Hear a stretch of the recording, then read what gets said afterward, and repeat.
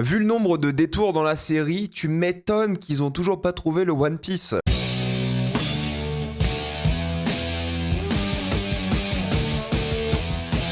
One Piece saison 2. Comme d'habitude, jusqu'à la minute indiquée dans le titre de la vidéo, il n'y aura pas de spoilers, que c'est tranquille, après on va tout spoiler. One Piece raconte l'histoire de l'équipage de Monkey D. Luffy qui est à la recherche d'un trésor caché qui s'appelle le One Piece, et pour le trouver, ils doivent naviguer le monde entier. Sauf qu'évidemment, ça sera pas si facile. La première saison de One Piece était déjà sortie il y a 3 ans, et oui, vous savez, maintenant les séries mettent des années avant de faire une nouvelle saison. J'avais fait une vidéo sur ça il y a quelques mois.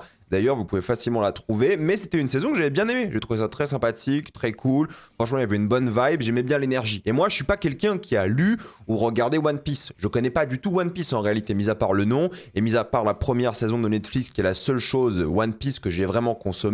Moi j'aimais bien, je trouvais ça sympathique sans être exceptionnel, j'ai passé un bon moment. Je sais pas à quel point les fans aiment ou pas la saison 1, et je sais pas à quel point ils vont aimer cette saison 2, mais en tout cas moi en tant que non-fan, qui connaît pas vraiment l'univers, j'ai passé un bon moment. Et en plus de ça, l'univers Netflix, il me donne envie de découvrir One Piece, mais je vais pas me taper 1100 épisodes de One Piece ou lire les je sais pas combien de chapitres, pour moi c'est pas possible, donc j'attends le remake. Je sais que c'est 8 studios qui le font si je dis pas de bêtises, donc j'attends le remake, et quand le remake sortira, je découvrirai One Piece. Mais bon, 3 ans d'attente pour la saison 2, est-ce qu'elle vaut le coup? On va en parler. Avant de commencer cette vidéo, j'aimerais remercier le partenaire officiel de celle-ci, CyberGhost VPN et ses 38 millions d'utilisateurs et presque 5 sur 5 sur Trustpilot. Vous les connaissez, c'est le meilleur moyen de soutenir la chaîne, mais c'est aussi un service utile que j'utilise tous les jours. Je vous mettrai dans la description le compte épinglé, un site internet qui vous dit dans quel pays se situe le film que vous voulez regarder. Ensuite, vous changez de pays. Canada, États-Unis, Royaume-Uni, Belgique, Suisse, Italie. Vous allez avoir la VOSTFR et même la VF dans certains cas. Quelques exemples, sur Netflix, vous avez Nuremberg, Prise au piège ou encore Big Bold Beautiful Journey. Sur Disney+, vous avez accès à Predator Badlands ou Zootopie 2. Sur HBO Max, qu'il faut utiliser depuis l'application HBO Max directement, mais si vous l'avez via un abonnement MyCanal, connectez-vous avec votre compte Canal sur Max et vous avez Smashing Machine ou une bêta après l'autre. Des serveurs dédiés CyberGhost sont disponibles pour optimiser le fonctionnement sur chaque plateforme que vous voulez. Pour les gros consommateurs de YouTube, vous avez YouTube Premium pour beaucoup moins cher. Prenez un pays de l'Union Européenne comme la Roumanie, la Bulgarie. Oui, ça fonctionne encore aujourd'hui. Il y a plein de tutos en ligne qui vous disent comment faire et ça marche sur plein d'autres abonnements, comme Letterboxd Patron par exemple. Vous le savez, en ce moment, il faut mettre sa carte d'identité sur certains sites internet et personne n'a envie de faire ça. Donc si vous voulez continuer à vous Luffy le One Piece en paix, utilisez un VPN. Et parfois, en tant que cinéphile, vous regardez des films d'une manière très spéciale. Si vous voyez ce que je veux dire, clin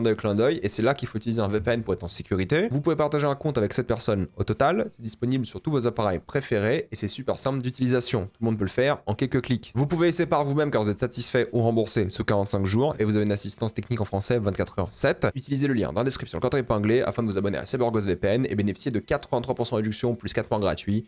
Foncez sur l'offre. Je trouve que le début de cette saison de One Piece est vraiment bien. Pourquoi? Car il conclut les arcs narratifs de la première saison. Alors peut-être il y a certains arcs qui vont revenir par la suite, je n'en sais rien, j'ai pas lu ou regardé l'animé, mais en tout cas ça conclut et en même temps ça te met dans l'ambiance que tu connaissais de la saison 1, tout en ajoutant de nouvelles choses, donc c'est à la fois familier, mais assez de choses sont mises en avant pour te donner envie de voir la suite avec des enjeux forts, une ambiance que tu connais mais que tu vas redécouvrir avec de nouveaux personnages, de nouveaux lieux, et comme ça, dès la fin de l'épisode 1, bah t'as envie de voir la suite, t'as envie de binge-watcher, c'est l'un des plus gros épisodes de la saison aussi, et t'as envie de commencer ces nouvelles aventures, quoi. T'es vraiment saisi dès le début, et je trouve que c'est un bon début de premier épisode. Par contre, ça vient avec les problèmes classiques de One Piece Netflix, je veux dire le même problème que la première fois, le syndrome aussi des séries Netflix, hein, qui sont universelles et pour toute la famille de manière générale. C'est très très moche, quoi. Disons les choses, hein, c'est très laid comme série, on dirait qu'il n'y a pas d'étalonnage, quoi. Tu te dis, mais c'est pas possible, enfin, il y a un moment, c'est une série qui coûte cher, mettez un étalonnage. Mais au fait, non, il n'y en a pas du tout, c'est toujours très monochromatique, éclairé de manière très studio, lumière blanche, zéro contraste, on dirait qu'il y a toujours un filtre pour enlever justement le contraste et les couleurs, c'est trop désagréable à la regarder visuellement, et c'est trop dommage, et peu importe l'épisode ou l'endroit, il y a la même patte visuelle qui s'en dégage, et c'est pas beau malheureusement, quoi. Ça fait très série télé, bas budget, ça fait très cheap, sans étalonnage, sans travail de photographie. On dirait qu'il n'y a pas de chef-op, quoi, ou alors qu'il a fait le strict minimum, et c'est grave décevant parce que je pense que la série aurait été encore mieux si elle avait un look un peu plus fou. Ça aurait été génial, ça aurait été super de voir ça, parce qu'il y a un vrai manque de profondeur. Tout est fait en studio, mais vraiment tout, et ça se ressent. Je crois qu'ils ont rien fait à l'extérieur. Tu vois le contour de chaque décor. Il y a sûrement, vous savez, le fameux faux volume, ou alors des fonds verts un peu pétés, dégueulasses, parce que franchement, ils sont pas bien. Tu vois les contours de tout le temps, partout, que ce soit en extérieur, entre guillemets, même si c'est en studio, et sur le fameux bateau. Peu importe l'endroit, encore une fois, tu vois les limites de ce décor, et ça casse l'immersion. En fait, c'est trop dommage. T'as ce délire de brume à certains moments qui vont mettre cette brume de guerre pour cacher la taille de la séquence. Regarde, une grande bataille, plein de figurants et tout, mais tu vois rien. Du coup, il n'y a pas de décor, il n'y a pas de figurants, ils ont mis une brume et puis basta quoi. Et c'est dommage car en fait, les effets spéciaux font cheap, ils font faux, ça te fait sortir de l'œuvre à certains moments. Ils auraient dû assumer un style moins photoréaliste. Il y a une scène avec une baleine au début de la saison, et la baleine, elle est à la fois un peu cartoon et un petit peu photoréaliste, et du coup, ça passe mieux. Je trouve, c'est plus stylisé, ça rend la série moins désagréable visuellement, mais en termes de photos, ça reste toujours très moche quoi. Et c'est le problème de toutes les séries Netflix ou presque, quand les trucs de fantasy genre Shadow and Bone, Avatar le dernier maître de l'air, The Witcher aussi souffrait un petit peu de ça dans les dernières saisons. En termes de production value, tout se ressemble et tout est comme ça, très plat, très vide, sans profondeur, sans couleur, et c'est trop dommage. Un autre exemple, c'est les décors, hein. C'est typique Netflix, il y a toujours 3 murs de décors, hein. Forcément le 4e mur, hein, c'est la caméra, et c'est toujours vide. Toujours vide. Pourquoi c'est vide? Parce qu'au fait, les gens regardent majoritairement Netflix sur leur téléphone. Et sur téléphone, vu que l'écran est plus petit, tu ne peux pas surcharger l'image. Donc les décors sont toujours très vides. C'est pas moi qui invente, c'est un vrai truc qui a été prouvé et qui a été dit.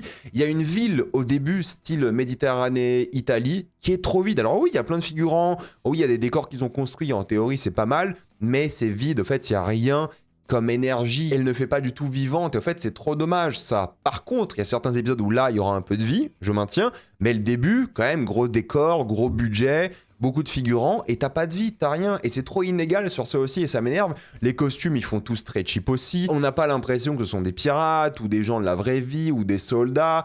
Tout fait faux, mais pas dans le côté fantaisiste. Ça fait faux parce que c'est fait un peu à l'arrache, t'as l'impression. On dirait que c'est fait Temu ou n'importe quel truc de fast fashion. Ça fait vraiment très parodique, Comic-Con, cheap. Enfin, la Comic-Con, c'est mieux pour le coup, la Japan Expo, ce que vous voulez. Et je trouve que c'est incohérent avec, en fait, l'ambiance et le style visuel de la série. Parce qu'en fait, la DA, elle est flamboyante. Elle est colorée, et elle est fun, elle est originale. L'univers, il semble tellement incohérent et en même temps cohérent à la fois parce qu'il y a tellement de styles de vêtements différents, de créatures, d'animaux, de coiffures. En fait, il y a tellement de choses qui sont excentriques et qui marchent bien. C'est juste qu'en termes de qualité technique, c'est au ras des pâquerettes. Tout est inspiré, mais la qualité ne suit pas malheureusement, quoi. L'approche décalée est super, parce qu'en fait, ça marche en termes de tonalité, d'humour, d'émotion et d'action. C'est bien fait, c'est équilibré. Il y a pas mal de petites idées de mise en scène sur les pouvoirs, la caméra qui va suivre les pouvoirs de manière générale, ou la magie. Disons, la caméra qui va faire des gros zooms sur des personnages, il y aura pas mal de split screen, il y a des moments assez animés mais pas trop, ça assume jamais le truc.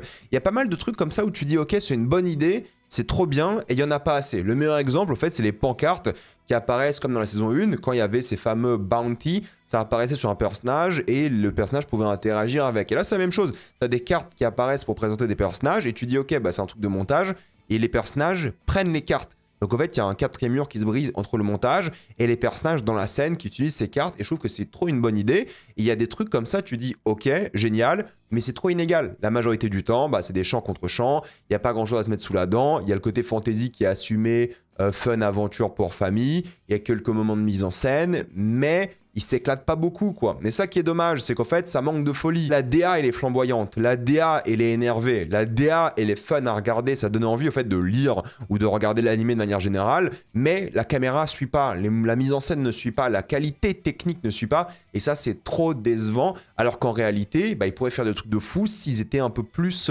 dans le risque, s'ils tentaient plus de choses, si au fait c'était un bon metteur en scène qui faisait la série, parce que tout est là pour avoir un truc bien. Genre la DA, je sais pas ce qu'en pensent les fans de One Piece, mais je trouve qu'elle est vraiment bien et ça donne envie d'être dans l'univers et de le découvrir. Et il y a des fulgurances, hein. Attention, je dis pas que c'est nul, que c'est mauvais, et les fulgurances en général, c'est les moments les plus simples, il y a du contexte, de l'enjeu émotionnel. Un mec, un violon, une baleine, et c'est tout. En fait, c'est simple, c'est efficace, ça fonctionne, mais des séquences comme ça, il y en a pas tout le temps, quoi. Et ça qui me frustre et m'énerve, parce que j'aime bien la série, et du coup, j'y vois ces petits défauts où je me dis, ça aurait pu être tellement mieux s'il y avait quelqu'un de compétent derrière la caméra, quoi. La majorité des scènes d'action sont d'une banalité rare et cassent le rythme. Je veux dire, ce genre de scène, c'est pas possible. Hein. Pour ceux qui regardent la vidéo, ça, c'est dégueulasse, c'est moche, ça va pas du tout, quoi. Je sais pas ce qui s'est passé pour faire des scènes d'action aussi moches. Et ensuite, t'auras une scène d'action de 30 minutes en mode Kill Bill qui marche trop bien, quoi. Qui est trop bien faite, qui est réussie, qui fonctionne. Tu te dis, bah attendez, vous faites des scènes d'action à la con toute la saison et d'un coup, vous me sortez 30 minutes de Kill Bill. Mais c'est mortel, c'est trop bien. Mais malheureusement, bah c'est le haut fait en termes d'action de la saison. Et puis basta, il n'y a plus jamais ce niveau-là. Et c'est trop dommage, quoi. Ils essaient jamais de faire quelque chose qui est bien, sauf quelques rares exceptions, fulgurances, comme je l'ai dit. Et c'est trop dommage, parce qu'en fait, on voit les artifices de technologie, d'effets spéciaux, ça fait très fan-made à certains moments, il y a des tentatives, il n'y a pas une volonté de faire quelque chose de visuellement attirant, de beau, et ça, c'est problématique. Mais si le reste est bien, si le reste suit, ok, les visuels, la mise en scène, c'est pas génial, c'est pas horrible, mais c'est pas génial. Si le reste est bien, est-ce que c'est grave ?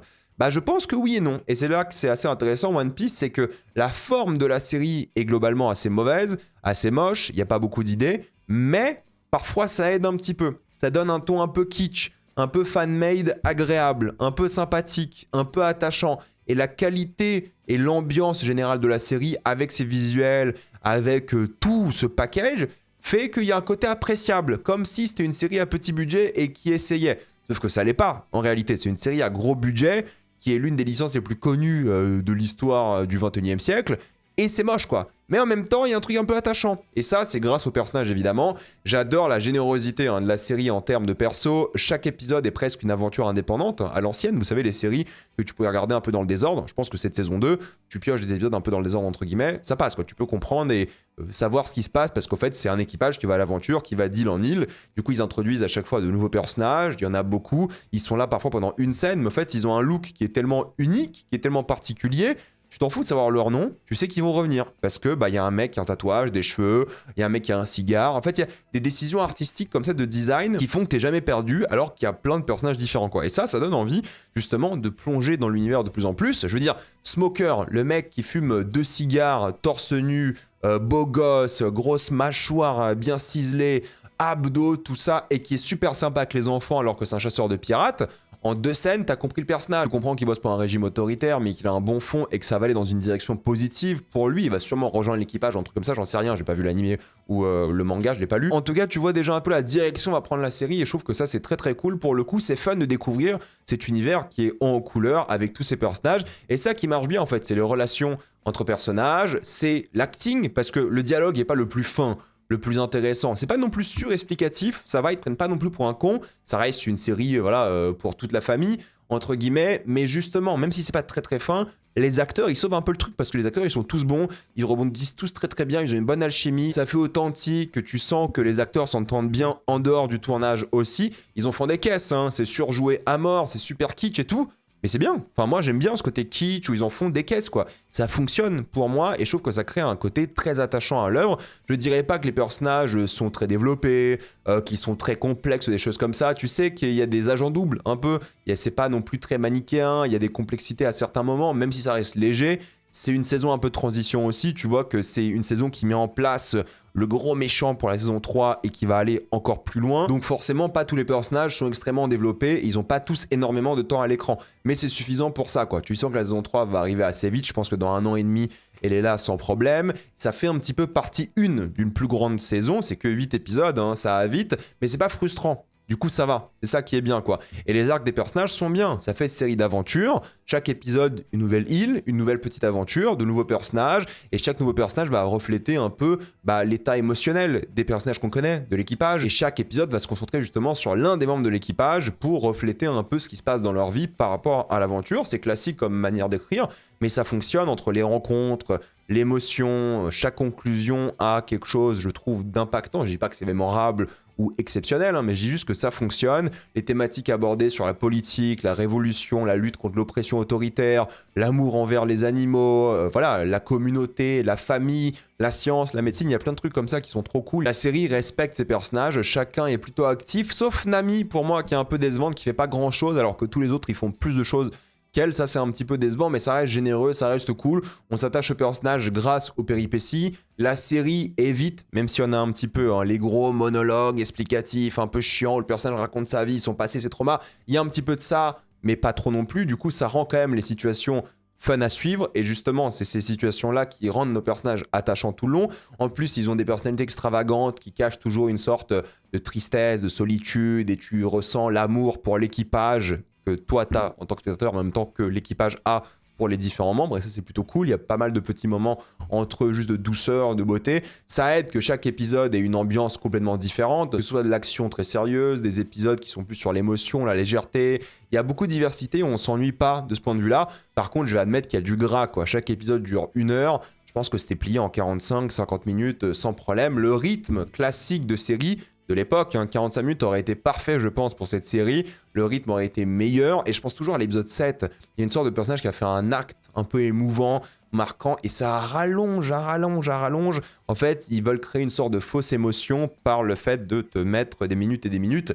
Encore une fois, tu te dis qu'ils auraient pu avancer plus vite, mais tu sais pourquoi les épisodes sont longs et ils font 1 heure. C'est pour que les gens restent sur Netflix, et pour que Netflix, encore une fois, ils aient des stats positives en disant voilà, les épisodes c'est 1 heure, les gens ils vont passer 8 heures sur Netflix plutôt que de jouer aux jeux vidéo, de sortir, de lire un livre, ce genre de choses. Donc c'est artificiellement toujours 1 heure ou 1h03, 1h05 et 58 minutes, mais je pense que 45-50 minutes, ils auraient enlevé pas mal de gras, plus efficace, plus droit au but, sans ces moments que tu aurais pu clairement enlever. Mais ça va, c'est pas non plus un enfer à regarder, hein, c'est très agréable, il n'y a pas de souci. Tu ressens l'aventure, mais tu ressens pas le voyage, ce qui est un peu décevant, c'est pas exactement la même chose. L'aventure, vu que c'est d'épisode à épisode, bah il n'y a pas vraiment cette sensation de voyage, mais plutôt de téléportation, ce qui est un peu dommage. J'aurais aimé que ce soit plus maritime à certains moments, mais bon, le studio bateau, j'imagine qu'il est pas sur de l'eau, il est en studio, du coup c'est un peu plus compliqué, ça donne moins envie de suivre une aventure maritime, ce qui est dommage parce que j'aurais aimé voir plus de ça. T'as pas l'impression qu'ils sont sur l'eau, et du coup bah oui, vu qu'ils se téléportent, t'as pas cette sensation de voyage. Parfois la série aurait dû se concentrer d'après moi sur des personnages plutôt que de l'action, mais bon, t'as aussi ces quotas, je pense que pour le rythme Netflix, de faire de l'action pour pas endormir les spectateurs. Parfois ça fonctionne, parfois beaucoup moins, mais quand ça se focus sur l'empathie, l'amour, la gentillesse, l'ode à l'aventure de la série, là c'est vachement bien. Il y a une énergie qui se dégage quand même de l'œuvre, qui donne envie de continuer, une énergie positive, une belle énergie, un peu évidemment feel good. Parfois ça fait un peu fan service pour les fans de l'animé ou du manga, où t'as des personnages qui arrivent presque au ralenti en mode Marvel. Mais globalement, ça fait un travail très efficace, quoi. Pour conclure, j'ai trouvé cette saison 2, comme la première, trop inégale visuellement, de super séquences, mais trop moche malheureusement. Tout était là pour me plaire artistiquement, mais malheureusement la qualité technique n'était pas au rendez-vous. Donc globalement, ça c'est une déception. Par contre, c'est encore une fois sauvé par l'attachement que tu as au personnage, par les acteurs, par l'univers, par la direction artistique, le ton, l'amour qu'ont les créateurs pour l'œuvre aussi. Tu es réconforté dans ton choix de regarder, tu passes un bon moment, c'est un peu mal rythmé, mais globalement c'est fun. Ça manque peut-être aussi d'un thème musical plus marquant et de plonger un peu plus dans des thématiques sérieuses à certains moments, comme l'avait fait un petit peu la saison 1. Mais oui, je regarderai la saison 3 parce que celle-ci était très divertissante et j'ai hâte de voir ce qu'ils vont faire. Par contre, pas de 3 ans, quoi. Si c'est dans 1 an et demi, c'est cool, ça le fait, ça serait cool. Mais oui, honnêtement, je conseille cette saison 2. J'ai envie de revenir un peu sur chaque épisode. Je trouve que le début, de reprendre Buggy, le clown, de conclure cet arc, mais pas non plus de le tuer, et de déjà dire au spectateur qu'il va revenir par la suite, c'est une bonne idée. Par contre, bordel, que c'est moche, quoi. La scène d'action dans la ville, complètement vide, il y a plein de figurants, mais il y a plein d'espace, c'est horrible, ils interagissent pas avec le décor comme il faut, c'est un enfer, c'est juste nul. Tout simplement, ça pue le décor, on voit jamais le ciel comme il faut, c'est ridicule. Les décors moches à plateforme en haut avec Buggy, Luffy et tout, oh, quel enfer, quoi. Mais vraiment, quel enfer. Cette séquence était dans la bande-annonce déjà, mais quel enfer. Tu te dis, c'est pas possible, pourquoi c'est aussi moche, c'est trop dommage. Parce que l'idée du clown, de ses amis, entre guillemets, de la ville de Méditerranée italienne et tout, c'est trop une bonne idée. La DA est cool, il y a des escargots au téléphone, il y a plein de trucs trop chouettes, quoi. Mais malheureusement, en termes de qualité visuelle, ça ne suit pas et c'est trop dommage parce que tu vois, un mec comme Smoker, elle arrive et tout, beau gosse, charismatique, sympa avec des enfants, il est introduit de manière efficace. Tu sais à quoi t'attendre déjà en une séquence. Ça marche bien, c'est cool. Tu sais, il a déjà une sorte de charisme qui donne envie de regarder. Il fait un peu acteur porno parce qu'il y a un truc un peu cosplay, ridicule, mais ça joue dans le kitsch de la série, mais on n'aurait pas ce problème si en même temps la qualité technique était supérieure, quoi. Et c'était mieux fait, mais ça l'est pas, malheureusement. Et pareil, le mec qui intervient à la fin, moi je sais pas qui c'est, par exemple. Moi je connais pas. Les gens qui ont lu, vu, il n'y a pas de souci, ils connaissent, hein, mais moi je connais pas. Je sais que ça donne envie de voir la suite, de savoir d'où vient ce personnage, de voir ce qui se passe. Je me rappelle pas du tout de lui dans la saison 1. Pour le coup, je me suis regardé le récap Netflix au début, c'était il y a 3 ans, hein, c'était hyper longtemps. J'ai regardé 150 saisons de série depuis, donc je me rappelle pas de qui c'est, mais c'est un Deus Ex Machina qui donne envie de s'intéresser plus à cet univers et de regarder ou lire le manga ou l'animé, quoi. Donc c'était un bon épisode d'introduction, mais techniquement c'est aux fraises et c'est trop dommage. L'épisode 2, un peu Moby Dick, trop une bonne idée. Un vieux pirate qui chasse une baleine, enfin chasse plus ou moins, hein, qui est là et tout, qui littéralement dresse un parallèle avec Luffy, on dirait un peu un vieux Luffy. En même temps, il y a un lien avec Rogers à l'époque, la personnalité, les rêves, les objectifs. Il y a un lien qui est fait, thématique évident, entre lui et le personnage principal, quoi. Ils ont un peu la même tenue, il y a quelque chose qui est fait par rapport à ça. Il devient aussi une sorte de figure paternelle, on dirait lui du futur. Il y a quelque chose d'intéressant. Et en même temps, l'idée de gagner par la musique, la compassion, l'appel à l'enfance et l'innocence, c'est trop le concept de One Piece qui fait que la série est agréable à regarder, quoi. Tout en introduisant les nouveaux méchants de la saison 2, les Baroque Works, je sais pas si on dit comme ça en français aussi, mais ils font équipe contre une équipe. C'est ça qui est bien, quoi. Donc tu vas découvrir au fur et à mesure, avec un compte à rebours de 9 à 0, les antagonistes qui sont aussi un équipage, plus ou moins. Du coup, il y a un parallèle qui se dresse entre la gestion de l'équipage d'un côté ou l'autre au fur et à mesure, et c'est fun. Ils sont hauts en couleur, ils ont des personnalités farfelues et des révélations sur eux tout le long. C'est plutôt cool comme épisode, mais la séquence là dans la baleine, visuellement, encore une fois, c'est horrible, quoi. C'est horrible, quoi. Je comprends pas pourquoi ils font ça comme ça. C'est vraiment dégueulasse, ça fait cheap. Pinocchio du pauvre, hein, c'est n'importe quoi.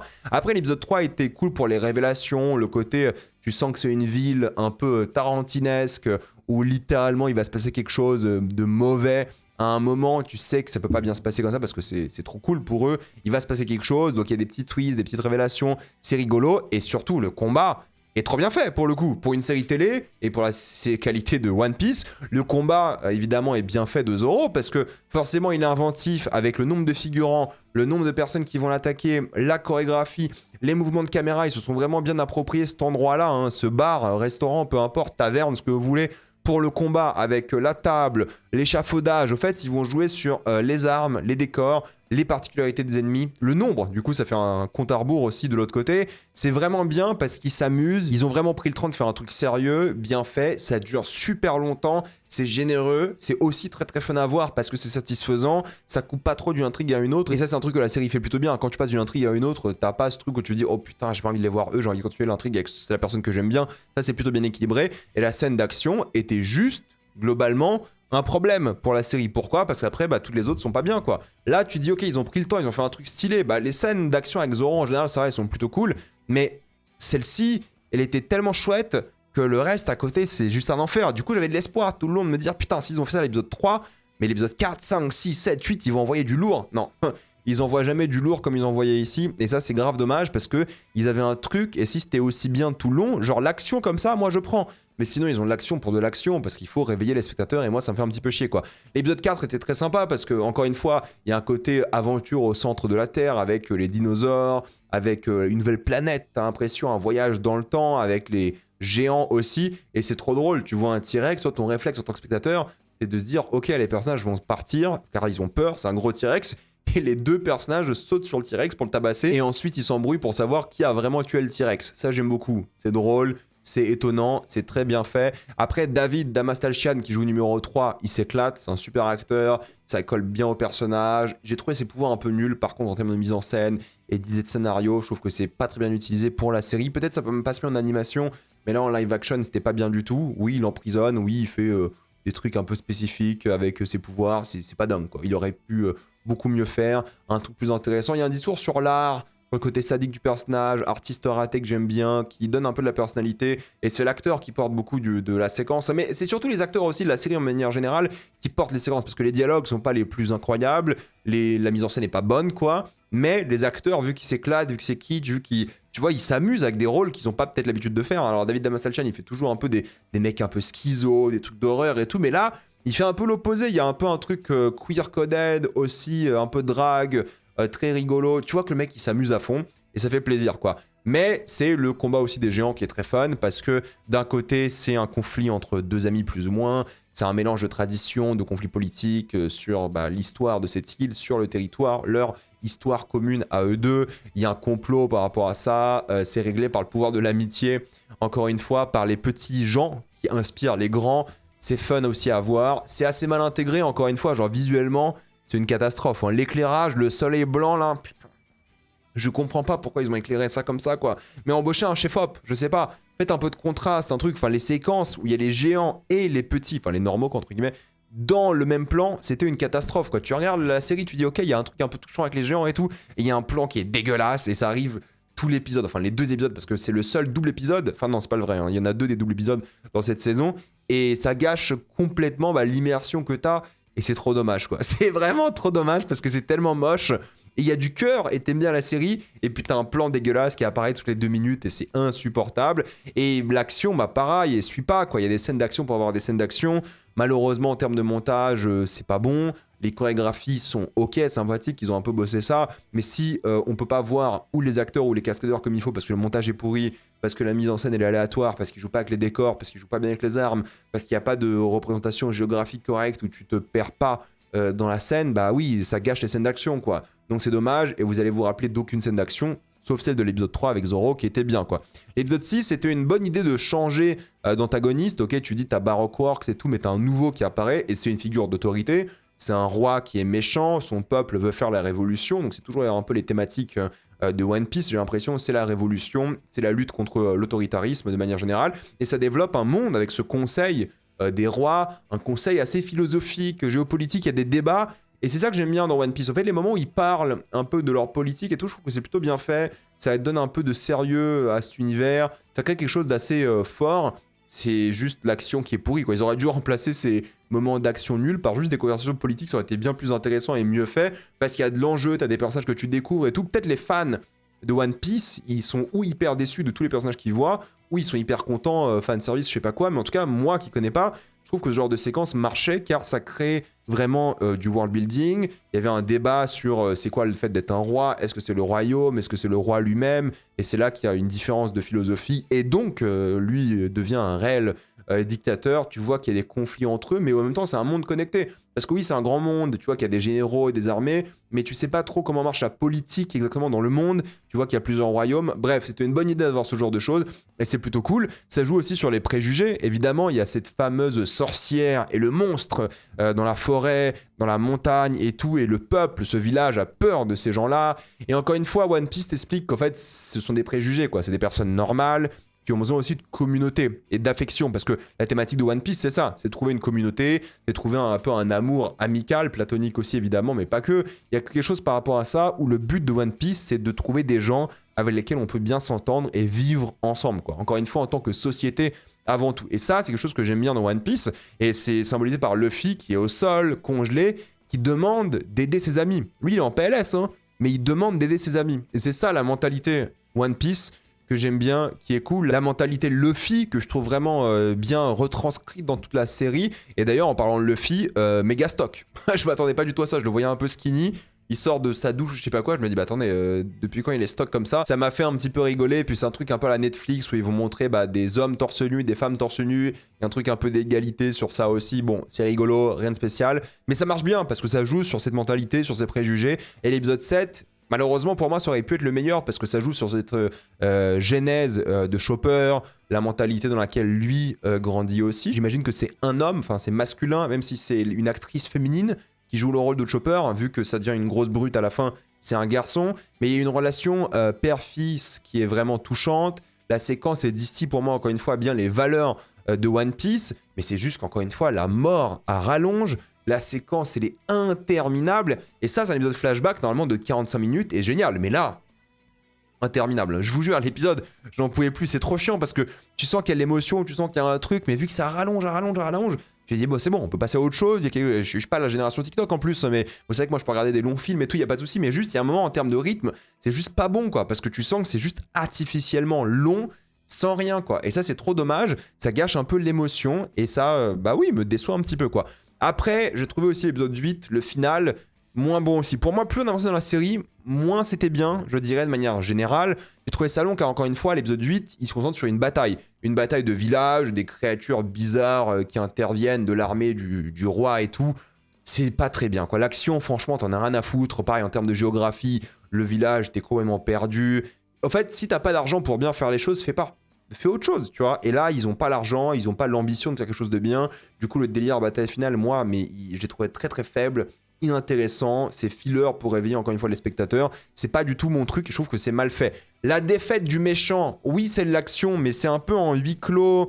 Et il y a une sorte de géographie parce que c'est une petite pièce et c'est l'équipage qui fait équipe pour affronter le méchant. T'as ce symbole de Luffy qui est prêt à sacrifier et en même temps qui met en avant les valeurs de la piraterie, qui sont des valeurs plutôt positives quand même. Dans One Piece, il y a un truc par rapport à la liberté, la révolte et tout, qui est vraiment bien mis en avant, que je trouve plutôt cool. Donc même si l'action est pas bien en soi en termes de mise en scène, parce que voilà, c'est les mêmes problèmes que je cite depuis tout à l'heure, au moins il y a une sorte de force symbolique, une sorte d'attachement aux valeurs de la série, de l'univers, qui là, oui, fonctionne et que je trouve bien. Il y a une conclusion émotionnelle qui se fait beaucoup dans les visuels, dans le dialogue aussi. C'est plutôt bien comme épilogue, hein. Ça finit en 20-25 minutes après l'action. Donc ça, c'est pas mal. C'est un peu à rallonge, mais au moins ça fonctionne ici parce que t'as l'émotion, t'as Chopper qui rejoint l'équipe, tout le monde se parle. Il y a des moments un peu, je dirais, où il parle à cœur ouvert. Il y a quelque chose de cool, d'attachant. Tu dis, ok, bah, j'ai envie de voir encore plus d'aventures de ces gens-là. Ça tourne pas vraiment en rond vers la fin. C'est plutôt bien réglé. C'est juste que bah, la moitié, c'est de l'action un peu nulle. L'autre moitié, c'est sympathique. Voilà, c'est des retrouvailles, des gens qui sont heureux et tout. C'est pas mal, quoi. Ça avance, c'est sympathique. Il n'y a pas beaucoup de développement de personnages, mais au moins, c'est attachant et c'est cool de les voir. Mais oui, en fait, la saison aurait pu durer 6 épisodes. Ça aurait été quasiment la même chose, malheureusement. Encore une fois, c'est un problème de rythme, il y a un problème de développement de personnages où ils n'ont pas réussi à équilibrer comme il faut certaines choses. C'est pas la présence ou le manque de développement le vrai souci, même s'il n'y en a pas beaucoup, c'est vrai. C'est plutôt comment ils ont rythmé ça. Là, il y a pas mal de problèmes. Au moins, il y a une conclusion émotionnelle où, pour le coup, les relations entre personnages étaient réussies et ça donne envie de voir la suite. Par contre, l'intrigue autour de Smoker, pareil, elle aurait pu être réglée en 20 minutes sur toute la saison. C'est décevant. Là, ça avance à peine. C'est un peu dans tous les sens aussi. C'est un peu dommage. Tu t'attaches pas vraiment à cette intrigue. Pourtant, le personnage est curieux. Tu sens qu'il va être du bon côté de l'histoire, pour le coup. Et tu as aussi l'introduction finale, hein, en tant que cliffhanger de Mr. Crocodile, ce qui est bien parce que c'est un personnage qui est introduit par un acteur un peu plus connu. C'est l'acteur, j'imagine, le plus connu du casting, si je dis pas de bêtises, des 2 premières saisons. Donc c'est cool d'avoir donné ce rôle-là à un acteur un peu plus connu, quoi. Ça donne déjà une prestance de base. Tu sens que ça va être un antagoniste menaçant et un peu plus sérieux. Les antagonistes dans la première et deuxième saison, le premier c'était genre une sorte de requin marteau, non pas marteau mais requin scie, je sais pas quoi. Le deuxième c'était une équipe un peu de clowns, quoi. Et là, le boss de ces clowns, il y a un truc un peu sérieux. Il fait aussi un petit peu pirate avec sa main et tout, avec son cigare. C'est un mélange, t'as l'impression, de tous les personnages que t'as vu un petit peu. Le cigare, le pirate. Il y a quelque chose par rapport à ça. Ça peut être fun. J'ai l'impression que ça va être un antagoniste très très kitsch, mais rigolo à voir parce qu'il y aura un vrai décalage entre le sérieux de ce personnage-là et les autres qui seront pas du tout sérieux. Alors peut-être je me trompe, j'ai pas vu encore une fois la suite, hein, mais ça donne envie de voir la suite. Et Nico Robin, tu sens déjà, bah oui, que son allégeance va évoluer, qu'il sera pas du côté de Mr. Crocodile, qui va sûrement le trahir. Mais bon, ça donne encore une fois envie, j'espère juste qu'elle va sortir assez vite, parce que même si ces personnages-là n'étaient pas beaucoup utilisés, ils sont menaçants, ils sont intéressants, et bah oui, ça donne envie de découvrir One Piece, l'univers, et d'avoir la suite, ou d'avoir le remake, ou de lire le manga, ou regarder l'animé, mais je ne regarderai pas l'animé, il y a 1100 épisodes, pour moi c'est mort. Mais j'ai trouvé ça plutôt bien, c'était très divertissant, très cool, donc je peux conseiller. Dites-moi ce que vous en avez pensé dans les commentaires, j'ai envie d'avoir votre avis. Avant de quitter cette vidéo, pensez à utiliser le lien dans la description, le commentaire épinglé, afin de débloquer toutes les plateformes de streaming en toute accessibilité, sécurité, avec beaucoup plus d'œuvres. Tout ça pour 2,03€ par mois, plus 4 mois gratuits. Foncez sur l'offre. Pensez à vous abonner à la chaîne pour voir les prochaines vidéos. Mettez un j'aime, ça aide beaucoup la chaîne. Suivez-moi sur tous mes réseaux. Maintenant, les vidéos sont disponibles en mode podcast aussi. Et vous pouvez me suivre sur Instagram, TikTok et Twitch pour du contenu exclusif. Moi, je vous dis à la prochaine fois. Salut à tous.